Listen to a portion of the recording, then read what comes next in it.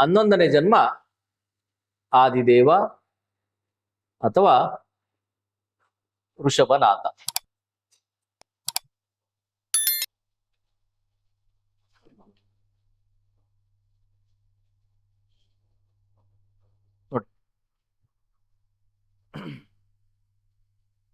ಮೂಲದಲ್ಲಿರುವಂತೆಯೇ ಈ 11 ಜನ್ಮಗಳನ್ನು ಪಂಪ ಇಲ್ಲಿ ಬಳಸಿಕೊಂಡಿದ್ದಾನೆ. ಈ 11 ಜನ್ಮಗಳಲ್ಲಿ ಅಥವಾ ಭವಾವಳಿಗಳನ್ನ ಹೇಳಬೇಕಾದ್ರೆ ಯಾವುದು ಮುಖ್ಯವಾಗಿದೆಯೋ ಅದನ್ನ ವಿಸ್ತಾರವಾಗಿ ಪಂಪ ಹೇಳಿದ್ದಾನೆ, ಯಾವುದು ಅವಶ್ಯಕತೆ ಇಲ್ಲವೋ ಅವುಗಳನ್ನ ಸಂಪೂರ್ಣವಾಗಿ ಪಂಪ ಬಿಟ್ಟಿದ್ದಾನೆ. ಸೊ ಅದರ ಅರ್ಥ ಏನು ಅಂತಂದ್ರೆ, ಕಾವ್ಯವನ್ನ ಯಥಾವತ್ತಾಗಿ ಮೂಲದಲ್ಲಿರುವಂತೆ ಈತ ವಿವರಿಸಿಲ್ಲ. ಅವನ ಕಾವ್ಯವನ್ನ ಹೇಳ್ಬೇಕಾದ್ರೆ ಯಾವುದು ಶ್ರೇಷ್ಠ ಅಂತೇಳಿ ಹೇಳ್ಬೇಕು ಅನ್ಸುತ್ತೋ ಅದನ್ನ ಬಳಸ್ಕೊಂಡಿದ್ದಾನೆ, ಇನ್ ಮಿಕ್ಕಂತ ವಿಚಾರಗಳನ್ನ ಆತ ಬಿಟ್ಟಿದ್ದಾನೆ. ಮೊದಲನೇ ಬರಂತಹ ಪಾತ್ರ ಯಾವುದು ಅಂತಂದ್ರೆ, ಯಾವ ಪಾತ್ರ ಬರ್ದಿರೋದು? ಜಯವರ್ಮ. ಎರಡನೇ ಪಾತ್ರ ಯಾವುದು? ಮಹಾಬಲ. ನೋಡಿ, ಜೈನ ಧರ್ಮದ ಪ್ರಕಾರ ಒಬ್ಬ ಸಾಮಾನ್ಯ ಜೀವಿ ಮುಂದೆ ಮರುಜನ್ಮವನ್ನ ಪಡೆಯುತ್ತಾ ಸಂಸ್ಕಾರವನ್ನಗೊಂಡು ತೀರ್ಥಂಕರನಾಗುವಂತಹ ಕಥೆಯೇ ಜೈನ ಪುರಾಣದ ಮುಖ್ಯ ಸಾರ. ಎಲ್ಲಾ ಕಡೆನೂ ಅದೇ ಕಾಣಿಸಂಥದ್ದು. ಈ ಕಥೆನಲ್ಲಿ ಏನಾಗಿದೆ ಅಂತಂದ್ರೆ, ಈ ಜಯವರ್ಮ ರಾಜನ ಮಗನಾಗಿ ಹುಟ್ಟುತ್ತಾನೆ. ಈತ ಹಿರಿಯ ಮಗ. ಹಿರಿಯ ಮಗನಾದಂತಹ ಜಯವರ್ಮನಿಗೆ ವಿಶೇಷವಾದಂತಹ ಆಸೆ ಇರುತ್ತೆ. ಏನಂತ ಆಸೆ ಇರುತ್ತೆ ಅಂತಂದ್ರೆ, ತಂದೆಯ ನಂತರ ತನಗೆ ಪಟ್ಟ ಸಿಗುತ್ತದೆ, ಪಟ್ಟ ಸಿಕ್ಕಿದ ಮೇಲೆ ನಾನು ಇಂತಹ ಆಸೆ ಆಕಾಂಕ್ಷೆಗಳನ್ನು ಇಟ್ಟುಕೊಂಡು ಈ ರೀತಿಯಾದ ರಾಜ್ಯಭಾರವನ್ನ ನಡೆಸ್ಬೋದು ಅಂತ. ಇದು ಈ ಜಯವರ್ಮನಿಗಿರುವಂತಹ ಆಸೆ. ಆದರೆ ಸಮಸ್ಯೆ ಏನಾಗುತ್ತೆ ಅಂತಂದ್ರೆ, ಆತ ರಾಜನಾಗುವಂತಹ ಸಂದರ್ಭದಲ್ಲಿ ಅಲ್ಲಿ ನಡೆದಂತಹ ರಾಜಕಾರಣದಿಂದ, ಅಲ್ಲಿ ನಡೆದಂತಹ ಕುತಂತ್ರಗಳಿಂದ, ಅಲ್ಲಿ ನಡೆದಂತಹ ಬೇರೆ ವಿಚಾರಗಳಿಂದ ಈ ಜಯವರ್ಮನ ತಮ್ಮನಿಗೆ ಈ ಪಟ್ಟವ ಕಟ್ಟುತ್ತಾರೆ. ಪಟ್ಟವನ್ನ ಕಟ್ಟಿದ ಮೇಲೆ ಆತನಿಗೆ ಜೀವನದ ಬಗ್ಗೆ ನಿರಾಸಕ್ತಿ ಬರುತ್ತದೆ, ಜೀವನದ ಬಗ್ಗೆ ವೈರಾಗ್ಯ ಬರುತ್ತದೆ. ಆದ್ರೆ ಇಲ್ಲಿ ಸಮಸ್ಯೆ ಇರೋದೇನು ಅಂತಂದ್ರೆ, ಆತ ಏನಾಗ್ಬೇಕು ಅಂತ ಆಸೆ ಪಟ್ಟಿದ್ದ? ರಾಜನಾಗಿ. ಈಗ ಜೈನ ಧರ್ಮದ ಪ್ರಕಾರ ಯಾವುದಾದ್ರೂ ಒಂದು ಆಸೆ ಅದು ತೀರಿಲ್ಲ ಅಂತಂದ್ರೆ ಏನಾಗಿರುತ್ತೆ? ಮುಂದಿನ ಜನ್ಮದಲ್ಲಿ ನೀವು ಮತ್ತೆ ಹುಟ್ಟಿ ಬಂದು ಆ ಆಸೆಯನ್ನ ತೀರಿಸಿಕೊಂಡು ನಂತರದಲ್ಲಿ ಬೇರೆ ಕೆಲಸಗಳನ್ನ ಮಾಡ್ಬೇಕಾಗುತ್ತೆ. ಇದೇ ತಾನೇ ಇರೋಂಥದ್ದು. ಸೊ ಅದಕ್ಕೆ ಈ ಜೈನ ಧರ್ಮದಲ್ಲಿ ಏನ್ ಮಾಡ್ತಾನೆ ಅಂತಂದ್ರೆ, ಅವನಿಗೆ ವೈರಾಗ್ಯ ಮೂಡುತ್ತೆ. ಆ ವೈರಾಗ್ಯ ಮೂಡ್ತಿದ್ದಂಗೆನೆ ಜೈನ ಧರ್ಮದ ಕೆಲಸ ಏನು ಅಂತಂದ್ರೆ, ಕೂದ್ಲನ್ನ ಯಾವ್ದೋ ಒಂದು ಹುತ್ತದ ಹತ್ರ ಹೋಗೋದು, ಕೂದ್ಲನ್ನ ತೆಗೆದು ಕಿತ್ತಿ ಬಿಸಾಕಿ ಕಾಡೊಳಗಡೆಗೆ ತಪಸ್ಸನ್ನ ಮಾಡೋ ಅಂಥದ್ದು. ಇದು ಅವರಲ್ಲಿರುವಂತಹ ಅಂಶ. ಹಾಗಾಗಿ ಅವನೇನ್ ಮಾಡ್ತಾನೆ ಅಂತಂದ್ರೆ, ಹುತ್ತದ ಹತ್ರ ಹೋಗ್ತಾನೆ. ಹುತ್ತದ ಹತ್ರ ಹೋಗ್ಬಿಟ್ಟು ಆ ಕೂದಲನ್ನ ಕಿತ್ತು ಅಲ್ಲಿ ಇಡಬೇಕು. ಸುಮ್ಮನೆ ಎಷ್ಟು ಬಂದಿರಾಗಿತ್ತು. ಇವನೇನ್ ಮಾಡ್ತಾನೆ ಅಂತ ತಲೆರಟೆ ಅಲ್ಲಿ ತಾಂಡೋಗಿ ಅಲ್ಲೆಲ್ಲೋ ಇಡಕ್ ಹೋದ ಕೈಯ. ಆ ಇಡಕ್ ಹೋದಂತ ಸಂದರ್ಭದಲ್ಲಿ ಅಲ್ಲಿ ಯಾವ್ದೋ ಒಂದು ಹಾವಿತ್ತು. ಆ ಹಾವು ಅವನಿಗೆ ಕಚ್ಬಿಡುತ್ತೆ. ಆ ಕಚ್ಚಿದಂತ ಸಂದರ್ಭದಲ್ಲಿ ವಿಷ ಮೇಲಕ್ಕೇರಿತು. ವಿಷ ಮೇಲಕ್ಕೇರಿದ್ಮೇಲೆ ಅವನ ಅಂಗಾತವಾಗಿ ಮಲಗಿದಾನೆ. ಮಲಗಿರೋಂತ ಸಂದರ್ಭದಲ್ಲಿ ಮೇಲ್ಗಡೆ ಆಕಾಶವನ್ನ ನೋಡ್ತಾನೆ. ಆ ಆಕಾಶವನ್ನ ನೋಡಿದ್ರೆ ಅಲ್ಲಿ ಯಾರು ಹೋಗ್ತಾವ್ರೆ ಅಂತಂದ್ರೆ, ಆ ಗಂಧರ್ವ ಕನ್ಯೆ ಮತ್ತೆ ಒಬ್ಬ ಗಂಧರ್ವ ಡ್ಯೂಯೆಟ್ ಸಾಂಗ್ ಆಡ್ಕೊಂಡು ಮೇಲ್ಗಡೆಯಿಂದ ಹೋಯ್ತಾ ಇದಾರೆ. ಅವ್ರು ಯಾವ್ದೋ ಲೋಕದಲ್ಲಿ ತೇಲ್ತಾ ಇದಾರೆ. ಅವ್ರಿಬ್ರನ್ನ ನೋಡ್ಬಿಟ್ಟು ಇವನ್ಗೆ ಅನ್ಸುತ್ತೆ ಅಂದ್ರೆ, ನಾನು ರಾಜನಾಗಿದ್ದರೆ, ನನಗೂ ಮದುವೆಯಾಗಿದ್ದರೆ, ನಾನೂ ಸಹ ನನ್ನ ಹೆಂಡತಿಯ ಜೊತೆ ಈ ರೀತಿ ಡ್ಯೂಯೆಟ್ ಅನ್ನ ಆಡ್ಬೋದಿತ್ತು, ನಾನು ಖುಷಿಯಾಗಿರ್ಬೋದಿತ್ತಲ್ಲ ಅಂತೇಳಿ ಆಸೆ ಅವನ ಮನಸ್ಸಲ್ಲಿ ಬರುತ್ತೆ. ಈಗ ಆ ಆಸೆ ಬರ್ತಾ ಇದೆ, ಅದ್ರ ಜೊತೆಗೆ ಅವನು ಸಾವು ಸಹ ಸಮೀಪಿಸ್ತಾ ಇದೆ. ಈಗ ನೀವೇ ಹೇಳಿ, ಆತನಿಗೆ 2 ಆಸೆಗಳು ಬಂದು, ಒಂದು ರಾಜನಾಗ್ಬೇಕಿತ್ತು ಅಂತ, ಇನ್ನೊಂದು ಆಸೆ ಯಾವುದು? ಅವನ ಮನಸ್ಸಿನ ಕಾಮನೆಗಳು, ಹೆಣ್ಣಿನ ಸುಖವನ್ನ ಅನುಭವಿಸ್ಬೇಕು ಅನ್ನೋದು. ಸೊ ಈ ರೀತಿಯಾಗಿ ಆತನಿಗೆ ಒಂದು ಆಸೆ ತೀರ್ದಲೆಂದೇನೆ ಆತ ತೀರಿಕೊಂಡ. ಈಗ ಜೈನ ಧರ್ಮದ ಪ್ರಕಾರ ಇರೋಂಥದ್ದೇನು? ಸೊ ಆಸೆಗಳು ತೀರದಿಕ್ಕೆ ಮತ್ತೆ ಮರುಜನ್ಮವನ್ನ ಪಡೆಯುತ್ತಾನೆ. ಆ ಮರುಜನ್ಮವನ್ನ ಪಡಿಬೇಕಾದ್ರೆ ಆತ ಮುಂದಿನ ಜನ್ಮದಲ್ಲಿ ಏನಾಗುತ್ತಾನೆ ಅಂತಂದ್ರೆ, ಮಹಾಬಲನಾಗಿ ಹುಟ್ಟುತ್ತಾನೆ. ಸೊ ಮತ್ತೆ ಆತ ರಾಜನ ಮಗನಾಗಿ ಹುಟ್ಟುತ್ತಾನೆ.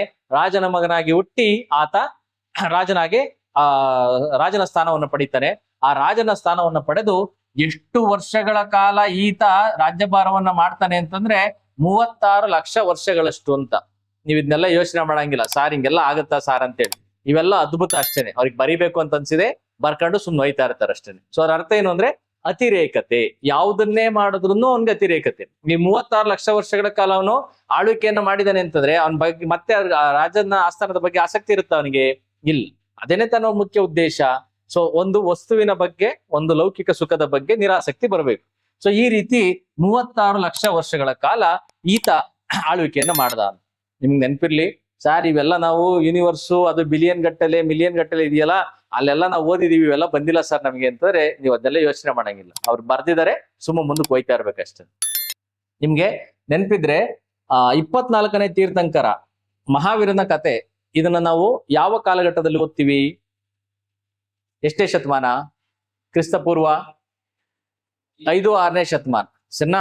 ಇದು 24ನೇ ತೀರ್ಥಂಕರ. ನೀವೇನಾದ್ರೂ 23ನೇ ತೀರ್ಥಂಕರ ಪಾರ್ಶ್ವನಾಥನ ಕಥೆಯನ್ನ ಓದಿದ್ರೆ ಅದೆಲ್ಲಿಗೆ ಹೋಗುತ್ತೆ ಅಂತಂದ್ರೆ ಇವನಿಗಿನ್ನ 700-800 ವರ್ಷ ಹಿಂದೆ ಕೊಟ್ಟೋಗುತ್ತದೆ. 23ಕ್ಕೂ 24ಕ್ಕೂ ಹೆಚ್ಚು ಕಡಿಮೆ ಒಂದು ಸಹಸ್ರಮಾನವನ್ನು ಇಟ್ಕೊಂಡವ್ರು ಅವರು 7ರಿಂದ 8 ಶತಮಾನಗಳನ್ನ ಇಟ್ಕೊಂಡಿದ್ದಾರೆ. ಸೊ ಈಗ ನೀವೇ ಇದ್ರ ಲೆಕ್ಕದಲ್ಲಿ ಏನಾರ ನೀವು ಹೋದ್ರೆ ನೀವೇನಾದ್ರೂ ನಾನು ಹುಡ್ಕೊಂಡು ಎಲ್ಲಿದ್ದ ಇವನು ಋಷಭನಾಥ ಆದಿದೇವ ಎಲ್ಲಿದ್ದ ಅಂತಂದ್ರೆ ಹೆಚ್ಚು ಕಡಿಮೆ ತಾಂಡೋಗ್ಬಿಟ್ಟು ಬಿಗ್ ಬ್ಯಾಂಗ್ ಥಿಯರಿ ಪಕ್ಕಕ್ಕೆ ಹಾಕ್ಬಿಡ್ತಾರೆ ಅವನ್ನ ತಾಂಡೋಗಿ. ಆ ಮಟ್ಟಕ್ಕಿದೆ, ಬಿಲಿಯನ್ ವರ್ಷಗಳ ಹಿಂದಕ್ಕೆ ತಾಂಡೋಗ್ತಾರೆ. ಇವೆಲ್ಲ ಕಥೆಗಳಷ್ಟೇ, ಕೇಳ್ಕೋಬೇಕು, ಸುಮ್ನೆ ಹಾಕಿ. ರೈಟ್. ನೆಕ್ಸ್ಟ್, ಮಹಾಬಲ 36 ಲಕ್ಷ ವರ್ಷಗಳ ಕಾಲ ಆಳ್ವಿಕೆಯನ್ನ ಮಾಡಿದ. ಅವನ ಒಂದು ಆಸೆ ತೀರಿತು, ಯಾವುದು? ರಾಜನಾಗ್ಬೇಕಂತದ್ದು. ಈಗ ಅವನ 2ನೇ ಆಸೆ ತೀರಿದ್ಯಾ? ಕಾಮನೆಗಳು, ಹೆಣ್ಣಿಂದ ಬರ್ಬೇಕಾದಂತ ಸುಖ ಅವನಿಗೆ ಸಿಗ್ಬೇಕಿತ್ತಲ್ಲ, ಸಿಕ್ಕಿದ್ಯಾ? ಇಲ್ಲ. ಹಾಗಾಗಿ ಈಗ ಜೈನ ಧರ್ಮದ ಪ್ರಕಾರ ಒಂದು ಆಸೆ ಉಳಿದಿದೆ ಅಂತ ಅವನೇನಾಗ್ತಾನೆ, ಮತ್ತೆ ಮರುಜನ್ಮವನ್ನ ಪಡೆಯುತ್ತಾನೆ. ಮರುಜನ್ಮವನ್ನ ಎಲ್ಲಿ ಪಡಿತಾನೆ ಅಂತಂದ್ರೆ ಈ ರೀತಿ ಸ್ವರ್ಗದಲ್ಲಿ ಲಲಿತಾಂಗನಾಗಿ ಹುಟ್ಟುತ್ತಾನೆ.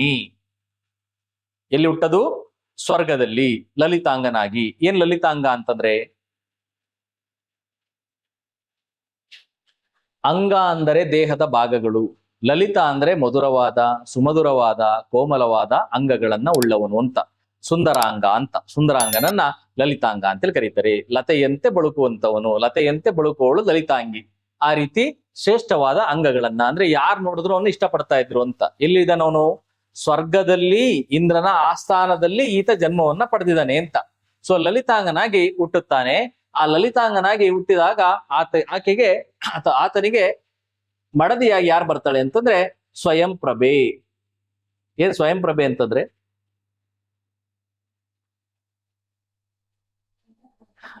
ಪ್ರಭೆ ಅಂತಂದ್ರೆ ಬೆಳಕು, ಸ್ವಂತ ಬೆಳಕನ್ನ ಚೆಲ್ಲುವಂತವಳು ಅಂತ. ಈಗ ನಮ್ಗೆ ಸ್ಟಾರ್ಸ್ ಏನಿದೆಯಲ್ಲ, ಆ ಸ್ಟಾರ್ಗೆ ಅವು ಸೆಲ್ಫ್ ಇಲ್ಯುಮಿನೇಟಿಂಗ್ ಬಾಡಿನ ಅಥವಾ ಬೇರೆ ಇದ್ಬೇಕು ಅವಕ್ಕೆ ಬೆಳಕು. ಅವು ತಮ್ಮಲ್ಲೇ ತಾವು ಶಕ್ತಿಯನ್ನು ಉತ್ಪಾದನೆ ಮಾಡ್ತವೆ. ಹಾಗಾಗಿ ತಮ್ಮ ಸ್ವಂತ ಬೆಳಕಲ್ಲೇ ಅವು ಬೆಳಗ್ತವೆ. ಆದ್ರೆ ಪ್ಲಾನೆಟ್ಸ್ ಮತ್ತೆ ನಮ್ಮ ಸ್ಯಾಟಲೈಟ್ಸ್ ಏನಿದೆಯಲ್ಲ, ಅವು ತಮ್ಮಷ್ಟಕ್ಕೆ ತಾವು ಬೆಳಗಂತ ಸಾಮರ್ಥ್ಯ ಇದೆಯಾ? ಇಲ್ಲ. ಸೊ ಈ ರೀತಿಯಾಗಿ ಸ್ವಯಂ ಪ್ರಭೆ ಈತನಿಗೆ ಹೆಂಡತಿಯಾಗಿ ಬರ್ತಾಳೆ. ಇವರು ಎಷ್ಟು ಯಾವ ಮಟ್ಟಕ್ಕೆ ತಮ್ಮ ಕಾಮನೆಗಳನ್ನ ತೀರಿಸ್ಕೊಂತಾರೆ ಅಂತಂದ್ರೆ ಸಾವಿರಾರು ಸಾಗರದ ವರ್ಷಗಳಷ್ಟು ಅಂತ. ಇಲ್ಲಿ 36, 37 ಅಂತ ಬರೆಯೋದಿಲ್ಲ ಅವನು. ಸಾಗರದಷ್ಟು ವರ್ಷಗಳ ಕಾಲ ಹೆಣ್ಣು ಮತ್ತೆ ಗಂಡು ಸೇರಿ ತಮ್ಮ ಕಾಮನೆಗಳನ್ನ ತೀರಿಸಿಕೊಳ್ಳುತ್ತಾರೆ. ಸೊ ಎಲ್ಲಿ ಇವ್ರು ಏನೇ ಬರೆದ್ರು ಅದು ಅತಿರೇಕ. ಇವೆಲ್ಲ ಅದ್ಭುತ ರಸಗಳೇ. ಸೊ ಆ ಕಾಮನೆಗಳು ತೀರಿದ ಮೇಲೆ ಇವನ್ಗೆ ಇನ್ನೆಷ್ಟು ಉಳಿದಿರುತ್ತೆ ಅಂತಂದ್ರೆ ಕೊನೆಯ 6 ತಿಂಗಳುಗಳು ಮಾತ್ರ ಉಳಿದಿರುತ್ತೆ. ಸೊ ಅವನಿಗೀಗ ಸಾವು ಸಮೀಪಿಸ್ತಾ ಇದೆ, ಇನ್ನು 6 ತಿಂಗಳು ಉಳಿದಿದೆ. ಆ 6 ತಿಂಗಳು ಉಳಿದಂತಹ ಸಂದರ್ಭದಲ್ಲಿ ಇವನ್ ಏನ್ ಮಾಡ್ತಾನೆ ಅಂತಂದ್ರೆ ಆ ಸ್ವರ್ಗದಲ್ಲಿರುವಂತಹ ಎಲ್ಲಾ ಜನರನ್ನ ಕೇಳ್ಕಂತಾನೆ. ಏನಂತ ಕೇಳ್ಕಂತಾನೆ ಅಂತಂದ್ರೆ, ನನ್ಗಿನ್ನೂ ಈ ಲೋಕವನ್ನ ಬಿಟ್ಟು ಹೋಗಕ್ ಆಸೆ ಆಗಿಲ್ಲ, ನನ್ನ ಕಾಮನೆಗಳೇನಿದಾವಲ್ಲ ಅದಿನ್ನೂ ತೀರಿಲ್ಲ, ಹಾಗಾಗಿ ನಾನು ಮತ್ತೆ ಇರ್ಬೇಕು, ನನ್ಗೆ ಹೆಂಗಾರು ಮಾಡಿ ಆಯಸ್ಸನ್ನ ಮತ್ತೆ ವೃದ್ಧಿ ಮಾಡ್ಕೋಬೇಕು, ಏನ್ ಮಾರ್ಗ ಇದೆ ಹೇಳಿ ಹೇಳಿ ಹೇಳಿ ಅಂತ ಕೇಳ್ತಾನೆ. ಕೊನೆಗೆ ಎಲ್ಲಿಗೆ ಹೋಗ್ತಾನೆ ಅಂತಂದ್ರೆ ಸ್ವಯಂ ಪ್ರಭೆ ಹತ್ರಕ್ಕೆ ಹೋಗ್ತಾನೆ. ಏನಂತ ಕೇಳ್ತಾನೆ ಅಂತಂದ್ರೆ, ನೀನ್ ನನ್ನನ್ನ ಬಿಟ್ಟು ಇರಬಲ್ಲೆಯ? ನಾವ್ ಇಷ್ಟು ದಿವಸ ಇಷ್ಟು ಸುಖ ಸಂಸಾರದಲ್ಲಿ ತೇಲ್ತಾ ಇದೀವಿ, ನಾನು ಈ ಲೋಕವನ್ನ ಬಿಟ್ಟು ಹೋಗ್ ನಂಗೆ ಆಸೆ ಇಲ್ಲ, ಹೇಗಾದ್ರೂ ಮಾಡಿ ನನ್ನ ಉಳಿಸ್ಕಾನ್. ಅದಕ್ಕೆ ಅವಳು, ನನಗೂ ಸಹ ಆಸೆ ಇದೆ, ಆದ್ರೆ ಪರಿಸ್ಥಿತಿ ಈ ರೀತಿಯಾಗಿ ಬಂದಿರೋದ್ರಿಂದ ನಿನ್ನ ಸಮಯ ಹತ್ರಕ್ಕೆ ಬಂದಿದೆ. ಈ ಒಂದು ಕಾಮದ ಆಲೋಚನೆಗಳೇನಿದಾವಲ್ಲ ಇವುಗಳನ್ನ ಬಿಟ್ಟು ನೀನು ಬೇರೆದ್ರ ಬಗ್ಗೆ, ಮುಕ್ತಿ ಅಥವಾ ಮೋಕ್ಷದ ಬಗ್ಗೆ ಯೋಚನೆಯನ್ನ ಮಾಡಬೇಕು, ಅಥವಾ ತಪಸ್ಸಿನ ಕಡೆಗೆ ನೀನು ಯೋಚನೆಯನ್ನ ಮಾಡಬೇಕು ಅಂತೇಳಿ ಸ್ವಯಂ ಪ್ರಭೆ ಈ ಲಲಿತಾಂಗನಿಗೆ ಬುದ್ಧಿಯನ್ನ ಹೇಳುತ್ತಾಳೆ. ಸೊ ಇದು ಇಲ್ಲಿರೋಂಥದ್ದು. ಈಗ ನೀವೇ ಹೇಳಿ, ಈ ಲಲಿತಾಂಗನ ಆಸೆ ತೀರಿದ್ಯೋ, ಇನ್ನೂ ಆಸೆ ಇದು ಉಳಿದಿದೆಯೋ? ಇನ್ನೂ ಉಳಿದಿದೆ. ಹಾಗಾಗಿ ಅವನು ಮುಂದಿನ ಜನ್ಮದಲ್ಲಿ ಹುಟ್ಲೇಬೇಕಾಗತ್ತೆ. ಸೊ ಈ ಸನ್ನಿವೇಶದಲ್ಲಿ ಪಂಪ ಹೇಳೋದಿಕ್ಕೆ ಹೊರಟಿರೋದೇನು ಅಂತಂದ್ರೆ, ಯಾವತ್ತಾದ್ರೂ ಮನುಷ್ಯನ ಕಾಮನೆಗಳಿಗೆ ಅಥವಾ ಮನುಷ್ಯನ ಚಪಲ ಅನ್ನೋದೇನಿದೆಯಲ್ಲ ಇದಕ್ಕೆ ಕೊನೆ ಇದೆಯಾ? ಯಾವುದೇ ಕಾರಣಕ್ಕೂ ಇಲ್ಲ. Rarest of the rare cases ಅದಾಗಂಥದ್ದು. ಈವನ್ ನಮ್ಮ ಭಗವದ್ಗೀತೆಯಲ್ಲೂ ಕೃಷ್ಣ ಹೇಳುವಂತಹ ಅಂಶಗಳೇನು ಅಂತಂದ್ರೆ, ಕಾಮ ಅನ್ನೋದು ಈ ಒಂದು ಬೆಂಕಿ ಇದ್ದಂತೆ. ಆ ಕಾಮ ಅನ್ನೋದಕ್ಕೆ ನೀವು ಎಷ್ಟು ತುಪ್ಪವನ್ನ ಹಾಕ್ತಿರೋ ಅದು ಮತ್ತೆ ಮತ್ತೆ ದಗ ದಗ ದಗ ಅಂತೇಳಿ ಉರಿತಾ ಇರುತ್ತೆ. ಈ ರೀತಿಯಾಗಿ ಹೆಣ್ಣು ಅಥವಾ ಗಂಡಿನ ಸಂಘವನ್ನ ಮಾಡಿದ ಮೇಲೆ ಅದರ ಬಯಕೆ ಅತಿ ಹೆಚ್ಚಾಗೋದು ಸಹಜವಾಗಿರೋಂಥದ್ದು. ಹಾಗಾಗಿ ಇಲ್ಲಿ ಹೇಳಿರೋಂಥದ್ದು ಪಂಪ ಏನನ್ನ ಹೇಳಕ್ ಹೊರಟಿದ್ದಾನೆ ಅಂತಂದ್ರೆ, ಮನುಷ್ಯನ ಆಸೆಗೆ ಯಾವತ್ತಿಗೂ ಸಹ ಕೊನೆ ಇಲ್ಲ ಅಂತ. ಕವಿ ಈ ಒಂದು ಜೈನ ಧರ್ಮದ ತತ್ವವನ್ನ ಅಥವಾ ಬೌದ್ಧ ಧರ್ಮದ ತತ್ವದ ಸಾರ ಏನಿದೆಯಲ್ಲ ಅದನ್ನ ಹೇಳಕ್ಕೆ ಹೊರಟಿರುತ್ತೆ ಒಳಗಡೆ. ಇದ್ರ ಜೊತೆಗೆ ಇನ್ನೊಂದು ನಮ್ಗೆ ಯಾವ್ದು ನೆನಪಾಗುತ್ತೆ ಅಂತಂದ್ರೆ, ಯಯಾತಿ ಎಂಬ ಪಾತ್ರ ನೆನಪಾಗುತ್ತೆ.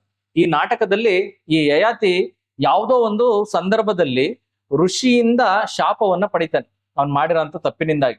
ಆ ಶಾಪ ಯಾವ ರೀತಿಯಾಗಿರುತ್ತೆ ಅಂತಂದ್ರೆ, ನಿನ್ನ ಯೌವನ ಸಂಪೂರ್ಣವಾಗಿ ನಾಶವಾಗಲಿ ಅಂತ. ಅದಕ್ಕೆ ಆತ ಆ ಋಷಿಯನ್ನ ಕೇಳ್ಕಂತಾನೆ, ಕಾಲನ್ನ ಹಿಡಿದನು. ಏನಂತ ಕೇಳ್ತಾನೆ ಅಂತಾರೆ, ಸ್ವಾಮಿ ನಂಗೆ ಯಾವ ಶಾಪವನ್ನಾದ್ರೂ ಕೊಡಿ, ಈ ಶಾಪ ಮಾತ್ರ ಬೇಡ ಅಂತ. ಅದಕ್ಕೆ ಅವ್ನು ಹೇಳಂತ ಇದೇನಂತಂದ್ರೆ, ಯಯಾತಿ ಯಾವ ಕಾರಣ ಹೇಳ್ತಾನೆ ಅಂತಂದ್ರೆ, ನನ್ನ ಕಾಮದ ಪಾತ್ರೆ ಇನ್ನೂ ತುಂಬಿಲ್ಲ ಅಂತ. ಏನಂಗಂದ್ರೆ ನನ್ನ ಬಯಕೆಗಳು ಇನ್ನು ಸಂಪೂರ್ಣವಾಗಿ ನಾಶವಾಗಿಲ್ಲ ಅಂತ. ಸೊ ಅದಕ್ಕೆ ಅವನೇನ್ ಮಾಡ್ತಾನೆ, ಮುನಿ ಹೇಳ್ತಾನೆ, ನೋಡು ನನ್ನ ಕೈಲಿ ಇಲ್ಲ ಇದನ್ನ ಮತ್ತೆ ವಿಮೋಚನೆಗೊಳಿಸೋದು. ನಿನ್ನ ಒಂದು ವೃದ್ಧಾಪ್ಯವನ್ನ ಬೇರೆ ಯಾರಾದ್ರೂ ಸ್ವೀಕರಿಸಿದ್ರೆ ನೀನ್ ಫ್ರೀ ಆಗ್ತೀಯ, ಬೇಕಿದ್ರೆ ಬೇರೆಯವ್ರಿಗೆ ಟ್ರಾನ್ಸ್ಫರ್ ಮಾಡು ಅಂತ. ಅವನು ಇಡೀ ರಾಜ್ಯವನ್ನ ಸುತ್ತಾಡ್ತಾನೆ, ಎಲ್ರಿಗೂ ಹೇಳ್ತಾನೆ, ನಾನ್ ರಾಜ ಅಲ್ವಾ, ನಿಮ್ಗೆ ನನ್ನ ವೃದ್ಧಾಪ್ಯವನ್ನ ಕೊಡ್ತೀನಿ, ನಿಮ್ಮ ಯೌವನವನ್ನ ಕೊಡಿ ಅಂತ. ಯಾವ ಜನರು ಒಪ್ಪೋದಿಲ್ಲ. ಅದಾದ್ಮೇಲೆ ತನ್ನ ಅರ್ಧ ರಾಜ್ಯವನ್ನ ಬಿಡ್ತೀನಿ ಅಂತಾನೆ, ತನ್ನ ಪೂರ್ತ ರಾಜ್ಯವನ್ನ ಬಿಡ್ತೀನಿ ಅಂತಾನೆ. ಕೊನೆಗೆ ಯಾರು ಒಪ್ಪೋದಿಲ್ಲ. ಕೊನೆಗೆ ಏನಾಗುತ್ತೆ ಅಂತಂದ್ರೆ, ತನ್ನ ಮಗನೇ ಈ ಒಂದು ವೃದ್ಧಾಪ್ಯವನ್ನ, ಅಥವಾ ಯಯಾತಿಯ ಮಗನೇ ವೃದ್ಧಾಪ್ಯವನ್ನ ಸ್ವೀಕರಿಸುತ್ತಾನೆ. ಇದು ಈ ಕಥೆನಲ್ಲಿ ಇರುವಂತದ್ದು, ನಾಟಕದಲ್ಲಿ ಇರುವಂತದ್ದು. ಸೊ ಈ ರೀತಿಯಾಗಿ ಈ ಯಯಾತಿ ಹೇಳುವಂತಹ ಮಾತುಗಳು ಸಹ ಈ ಲಲಿತಾಂಗನ ಪಾತ್ರಕ್ಕೆ ಅನ್ವಯವಾಗುತ್ತದೆ. ಇದು ಕವಿಗಳು ಏನೇ ಬರೆದ್ರು ಅದ್ರೊಳಗಡೆ ಏನಾದ್ರು ಒಂದು ವಿಶೇಷತೆ ಇದ್ದೇ ಇರುತ್ತೆ. ಸುಮ್ನೆ ಅವರು ಏನು ಟೈಮ್ ಪಾಸ್ಗೆ ಅಂತೇಳಿ ಬರ್ದಿರೋದಿಲ್ಲ, ಯಾವುದೋ ಒಂದು ತತ್ವವನ್ನ ಹೇಳೋದಿಕ್ಕೆ. ಇದರಲ್ಲಿ ಧರ್ಮವೂ ಇದೆ, ಅದ್ರ ಜೊತೆಗೆ ಶೃಂಗಾರ ರಸವೂ ಸಹ ಇದೆ. ಬರ್ಕಂತೀರಾ? ಬರ್ಕಂಡಿ. ಇದು ಮಾತ್ರ ಬರ್ಕಂಡಿ. ಲಲಿತಾಂಗ ಸ್ವಯಂ ಪ್ರಭೆ. ಎಲ್ಲವನ್ನ ನೆನ್ಪಿಡ ಅಂತ ಅವಶ್ಯಕತೆ ಇಲ್ಲ. ಯಾವುದನ್ನ ಹೇಳಿ